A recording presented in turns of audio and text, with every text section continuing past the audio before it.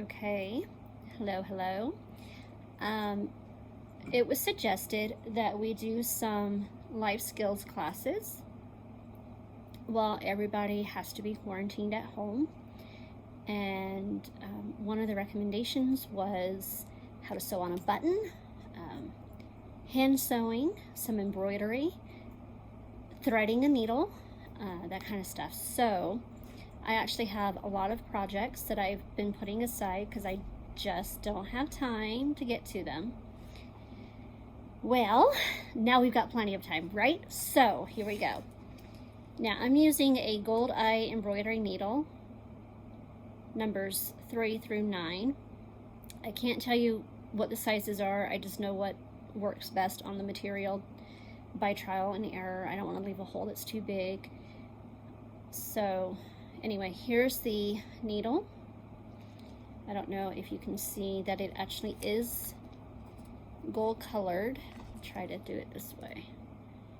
See, it's gold and silver.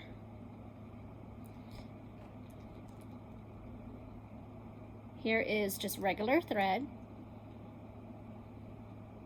And here is the tip of the thread right here. Now, my grandmother showed me getting it wet in the mouth, but because of the quarantine, because of the coronavirus and the flu and everything, I'm using just a little bit of a salve or an oil. Now I'm using the salve because it was just right here beside my bed. I'm getting my fingers moist, and I'm just going to put that on the end of the thread. That just helps keep it stiff, easier to work with, and it helps make it one piece. I'm trimming off just a little bit of stuff that was hanging off. Now they have threading needle tools where you put it through the tool and then stick the tool through and pull it, in, and then you can take the thread and just pull it through the needle fine.